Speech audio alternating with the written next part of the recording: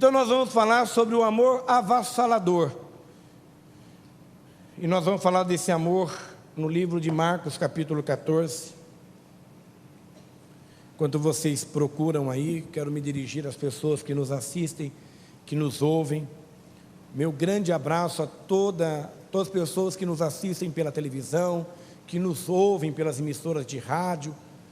Que o Senhor possa abençoá-lo grandiosamente, que esse culto possa falar profundamente ao teu coração. E eu atento vocês para que neste domingo agora, você mesmo, domingo agora, venha assistir um culto conosco. Eu estarei aqui no Templo Central da Igreja Catedral Evangélica, na Rua Frei Galvão, 192, Vila Santana, muito próximo ao Estádio Municipal Walter Ribeiro, SIC. O primeiro culto nosso é às 7h20 com o pastor Marcos William. Depois eu faço às 9, às 4 e às 7 horas da noite.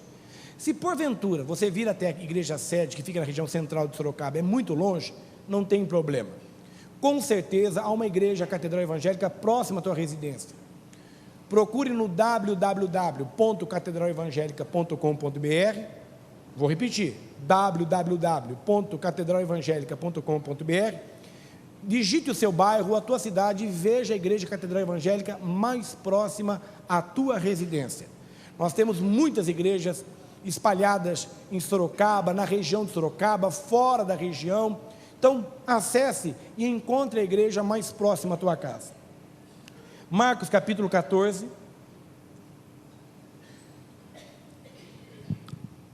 Diz assim, esse trecho de Marcos 14,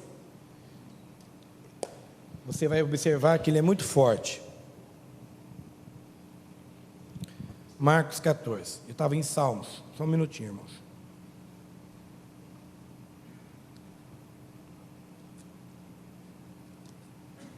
Diz assim, ó, Jesus estava em Betânia, à mesa, na casa de Simão o leproso, e veio uma mulher trazendo um vaso de alabastro, cheio de bálsamo de nardo puro, de alto preço. Então, ela quebrou o vaso e derramou o bálsamo sobre a cabeça de Jesus.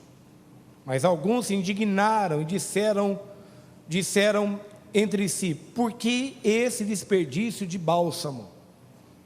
Ele podia ser vendido por mais de 300 denários, e o dinheiro seria dado aos pobres. E eles a criticavam. Jesus, porém, disse, deixai-a. Por que incomodais? Por que incomodais? Ela pratica uma boa ação para comigo, porque sempre tendes os pobres convosco, e quando quiserdes, podeis fazer-lhes o bem, mas nem sempre tendes a mim. Ela fez o que pôde, ungiu por antecipação meu corpo para o sepultamento.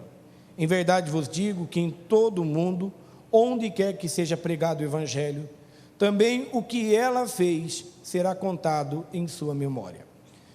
No versos 10, começa a traição. Então Judas Iscariotes, um dos 12, dirigiu-se aos principais sacerdotes para lhes entregar Jesus. Ouvindo-o, eles se alegraram e prometeram dar-lhe dinheiro, e ele procurava uma ocasião oportuna para entregá-lo. Amém? Marcos 14, calma, agora nós vamos em Mateus capítulo 26. Você vai observar que é quase a mesma coisa. Mateus capítulo 26, verso 6. Estando Jesus em Betânia, na casa de Simão o leproso, aproximou-se dele uma mulher trazendo um vaso de alabastro cheio de um bálsamo muito caro. E ela o derrubou sobre a cabeça de Jesus, enquanto ele estava sentado à mesa. Quando os discípulos viram isto, ficaram indignados e disseram, para que esse desperdício? Pois esse bálsamo poderia ser vendido por muito dinheiro, que seria dado aos pobres. Percebendo isso, Jesus lhes disse, por que incomodais esta mulher? Ela praticou uma boa ação para comigo, pois sempre tendes os pobres convosco, mas a mim nem sempre me tendes. Ao derramar bálsamo sobre o meu corpo, ela o fez como preparação para o meu sepultamento. Em verdade vos digo, em todo o mundo, onde quer que seja pregado esse evangelho, também o que ela fez será contado em sua memória. Então um dos 12, chamado Judas Iscariotes, dirigiu-se aos principais sacerdotes e disse: o que me dareis se eu o entregar a vós? E pesaram-lhe 30 moedas de prata. A partir de então ele procurava uma oportunidade para entregá-lo. Vamos agora em João capítulo 11, João capítulo 12, por favor. João, Evangelho de João, capítulo 12. Observe vocês que Marcos e Mateus, eles são praticamente semelhantes à mesma situação. João já vai descrever quem é esta mulher. João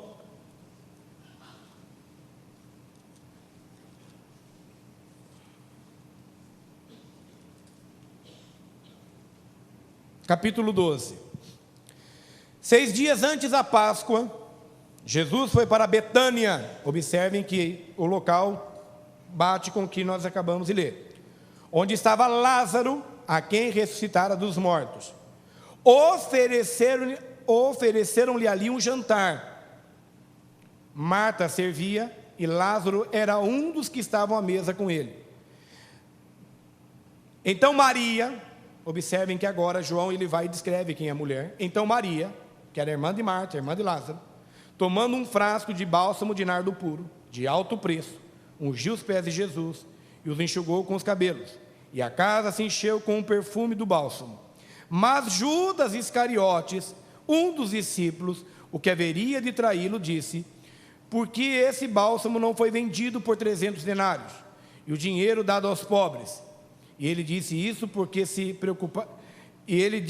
não porque se preocupasse com os pobres, mas porque era ladrão. Como responsável pela bolsa do dinheiro, retirava do que nele se colocava. Então Jesus respondeu: deixa em paz, pois ela o guardou para o dia da preparação do meu corpo, para o meu sepultamento. Pois sempre tereis os pobres convosco, mas a mim nem sempre tereis. E quando souberam que Jesus estava ali, chegou uma grande multidão de judeus, não só por causa de Jesus, mas também para verem Lázaro, a quem ele ressuscitara dos mortos. Então os principais sacerdotes decidiram matar também Lázaro, pois por causa dele muitos abandonavam os judeus e criam em Jesus. Senhor, fala com tua igreja, com teu povo, em nome de Jesus. Amém. Observem vocês que Marcos e Mateus não falam a mulher. Dá-se a entender, se você for ver princípios teológicos, quase que 99%, que a situação que nós lemos em Marcos e lemos também em Mateus, descreve essa situação que aconteceu no livro de João. Dá-se a entender que não é na casa de Lázaro. A Bíblia é bem clara, fala que é na casa de Simão, um leproso, que convida Jesus. Lázaro, por ser muito amigo de Jesus e ser a região de Betânia, onde ele morava, estava nesse lugar. Marta, como sempre, gostava de servir. E Maria tem mais uma vez uma atitude de um amor avassalador. Irmãos, Jesus pode estar na minha casa. Simão o leproso convidou Jesus para estar na casa dele. E nessa casa estava também Lázaro, estava também Marta e Maria. Todos nós estamos aqui por causa de Jesus. Nós dizemos que amamos Jesus, que cremos em Jesus, que queremos ser salvos por Jesus.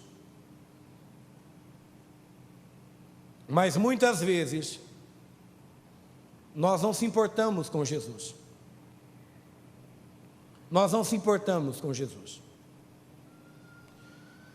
As atitudes nossas não demonstram um amor por Jesus. Eu quero que Jesus esteja na minha casa, eu quero dizer para os outros que Jesus está comigo, mas eu particularmente não demonstro que amo Jesus.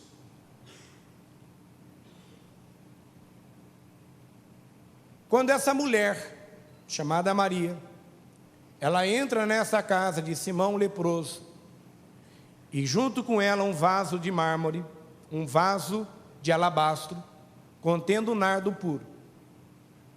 A Bíblia fala que ela quebra esse vaso, a ponta dele, e pega todo aquele vaso e derrama sobre a cabeça de Jesus. O Evangelho de João fala que também foi colocado nos pés de Jesus, e ela com os cabelos enxuga.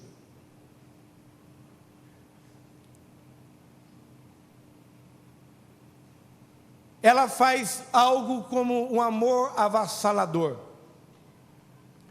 Se ela colocasse apenas um pouquinho, ela não ia causar um espanto muito grande. Se ela entrasse ali, quebrasse o vaso e colocasse um pouquinho só de nardo, possivelmente ela não entraria na história da Bíblia. Ela não fez nada que surpreendesse ou fosse maior do que os outros. Se ela colocasse, de repente, uns 30% daquele óleo, também a possibilidade seria mínima. O que impactou foi que ela colocou tudo. Ela coloca todo aquele óleo que havia dentro do vaso de alabastro. O vaso em si já era caro. Ele era um vaso que se comprava ali na região da Síria, mais precisamente em Damasco, ali que era o entreposto onde se comercializava esse tipo de vaso.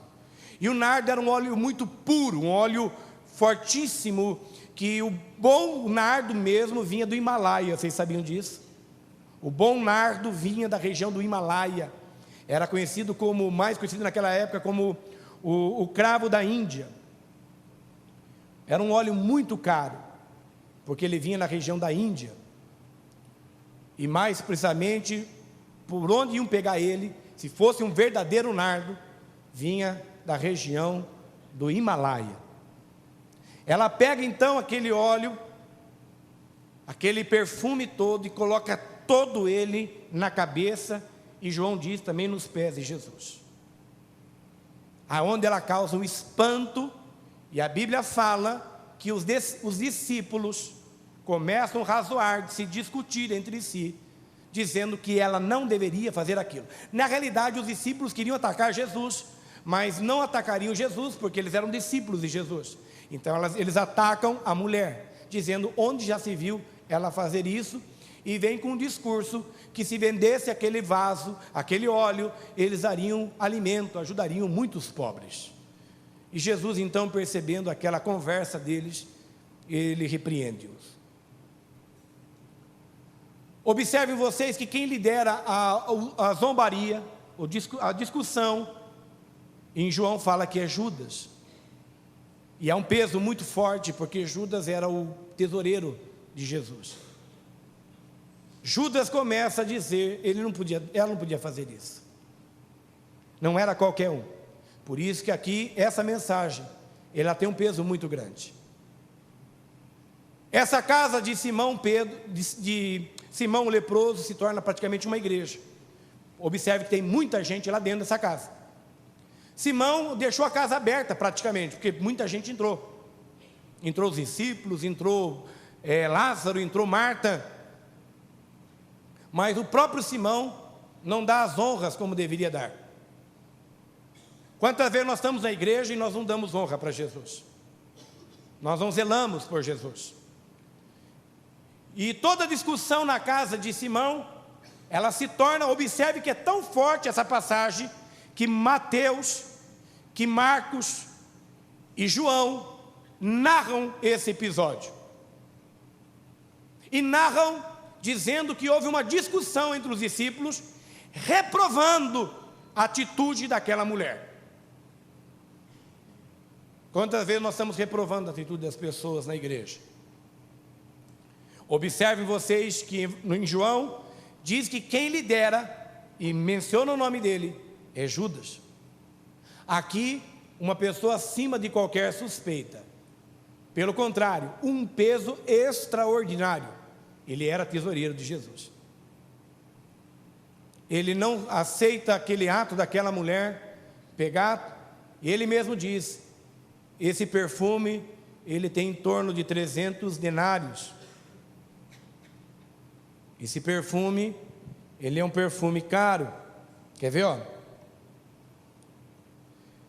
Mas Judas Iscariote, um dos discípulos, o que haveria de traí-lo, que haveria, até então não tinha traído, disse: porque este bálsamo não foi vendido por 300 denários. Ele diz então que ele entendia de finanças, e ele calculou que aquele vaso custava 300 denários. Vamos entender o que é um denário? Denário é uma moeda geralmente de prata na época dos romanos, uma moeda romana. Um denário equivalia ao trabalho de um dia de uma pessoa. Se trabalhava durante um dia, você ganhava um denário. Judas disse que aquele denário, aquele vaso que aquela mulher colocou nos pés de Jesus, valia em torno de quanto? 300 denários. Eu fiz um cálculo rápido, calculando pela moeda brasileira, o salário mínimo brasileiro, e eu cheguei ao número que aquela mulher colocou sobre os pés de Jesus e na cabeça de Jesus, R$ 9.300 aproximadamente. A oferta dela foi de R$ 9.300. Ela ofertou para Jesus R$ 9.300. Por isso que causou um murmúrio. R$ 9.300 a gente faz um sopão para muitos pobres. R$ 9.300 a gente compra muitos cobertores. É isso que eles começaram a discutir. Alguns discípulos, observem vocês, não eram os fariseus que estavam recriminando Jesus. Não eram os religiosos que queriam prender Jesus. A discussão, repudiando aquele ato, foi dos discípulos. E quem os lidera? Judas. A Bíblia cita o nome dele. E Judas, que tinha um peso extraordinário por ser o tesoureiro, também começa a murmurar. Cuidado com murmurações. Cuidado sem perceber com atos de judaísmo. De Judas. Sem você perceber, muitas vezes você está tomando atitude semelhante de Judas. Porque comprou tal coisa? Antes não comprasse isso? Por que fizeram isso para a igreja agora? Onde já se viu um templo daquele tamanho em São Paulo? Que absurdo é esse? Cuidado, a sua boca ser semelhante de Judas. Cuidado. E observem que discípulos também entraram nessa discussão. Esta cena que ocorre na casa de Simão, o leproso, se assemelha um pouco com a cena do céu, quando um anjo decaído, até então não era, Lúcifer, um ser com toda a majestade, começa a colocar em dúvida a credibilidade de Deus. E alguns dos anjos se contaminam com o seu discurso. Isso pode estar acontecendo até os dias de hoje. Você se contaminou por discurso, não de pessoas lá de fora, com pessoas de dentro. Vocês estão entendendo? A crítica àquele ato a Jesus não veio dos fariseus, não veio do povo que queria já prendê-lo, não. A briga começa dentro da casa de Simão Pedro, de Simão, o leproso, me perdoe, e eles discutem, dizendo que aquele ato não era certo, e quem discute isso são os discípulos de Jesus, e quem dá uma ênfase maior, que dá a se entender devido a João narrar isso, é Judas, que então não era o traidor ainda. A Bíblia diz que ele ainda não era, que seria o traidor. Então até aquele momento, com uma voz, um parecer de um poder extraordinário de persuasão. Vocês estão conseguindo entender o que eu estou falando? Esse ato aconteceu no céu, quando um anjo de luz, chamado Lúcifer, com uma posição significativa, corrompe 1/3 dos anjos contra a liderança de Deus. Observe o poder da oferta. Observe o poder que tem uma oferta. Toda essa discussão começa por causa de uma oferta. Ela oferta a Deus um bem maior. Ela acordou aquela manhã, dá-se a entender, ou pensava-se já dias, como eu alegrarei a Jesus? O que eu tenho para alegrá-lo? E então ela lembra que tem um vaso de alabastro, que valia em torno de R$ 9.300, falando do dinheiro nosso hoje. Esse vaso de alabastro, que vinha da região da Síria, que poderia ter o nardo puro vindo do Himalaia, das regiões da Índia. Ela pega tudo aquilo que é uma economia de mais de um ano, alguns acreditam, e ela coloca nos cabelos de Jesus, na cabeça de Jesus. E depois, em João, fala também nos pés de Jesus. Observem o que uma oferta pode fazer. Discípulos discutem aquela situação. 3 atitudes daquela mulher. Primeiro, ela quebrou o vaso. Diga assim: quebrou o vaso. Mais forte: quebrou o vaso. Agora, com muito respeito, diga para o teu irmão: é a hora de você se quebrar. Tem gente muito dura. Você pode falar: estou duro mesmo, pastor, não tenho nada. Mas tem gente muito dura. Tem gente que o coração está duro, o coração está pedrificado. Ela quebrou o vaso, porque o óleo estava dentro do vaso. Você tem que se quebrar, irmãos. Chama-se quebrantamento. O que é um quebrantamento? Quebrar muitas coisas que você está arrebentando com você, mas você: não, eu penso assim, não, eu não aceito isso. Por isso que eu tenho muito cuidado quando eu falo dos outros, de igreja, porque eu posso quebrar o meu orgulho, minha crista. Calma. Quem aqui não se lembra de Naamã? Um leproso, cheio de lepra no corpo inteiro, praticamente o corpo inteiro daquele homem, mas ele não aceitou mergulhar no Rio Jordão. E ainda ele fala: por acaso lá na Síria nós não temos rios melhores do que este? Orgulhoso, vai embora cheio de lepra. Ainda bem que no caminho havia um comandado dele, inteligente, foi lá, esperou ele se acalmar, esperou ele descer a crista, e falou assim: Senhor, custa o Senhor mergulhar nesse rio? O Senhor está voltando para a Síria, leproso, para Damasco, leproso. Mergulha nesse rio. Aonde está o problema? O que vai ferir a tua vida isso? Aí ele pensou, foi lá e mergulhou. Quando ele terminou de mergulhar, o que aconteceu? Ele foi curado. Então, aprenda uma lição: você tem que se quebrar. Você tem que saber quem você é. Chega com esse orgulho, chega dessa soberba, chega de ficar ouvindo discípulos errados, chega de ficar ouvindo coisas que não é para ouvir.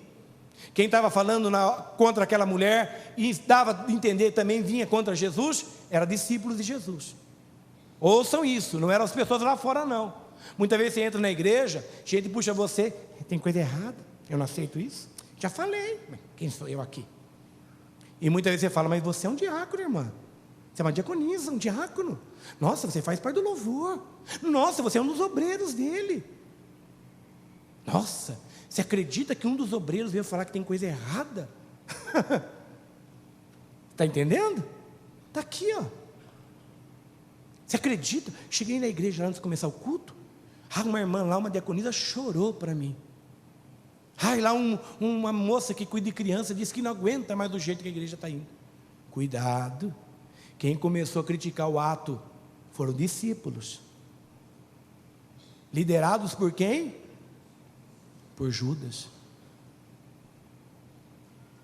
Cuidado. Muito cuidado. Por isso, irmãos e irmãs, tem 3 coisas que a gente, difícil mudar a situação. Tem 3 coisas que a gente não consegue mudar mais: a flecha que sai do arco, palavra dita e a oportunidade perdida. São coisas que não voltam mais. Você pegou, você conseguiu a flecha. Antes de você soltar, você segura ela, que nem revólver. Antes de você apertar o botão lá, você só fica apontando, ó, vou atirar, ó, cuidado. A hora que você faz assim, ó, tau! Esqueça. Ai, não queria tirar na cabeça. Mas você apontou e apertou o gatilho. Não volta mais. A palavra é a mesma coisa. Ai, não era isso que eu queria dizer. Ai, não era dessa maneira. Não fala. Não comenta. Põe na mão de Deus. Porque depois que sai da sua boca, não volta mais. E a oportunidade. E quando Jesus vai para um momento de dor no Getsemane, ele chega com os soldados. Os soldados falam, é difícil nessa escuridão discernir quem é quem. E Judas falava, eu sei quem ele é, porque eu conheço ele intimamente. Mas como nós vamos saber quem é no meio de tantos homens iguais? Aquele que eu der um beijo. E ele chega,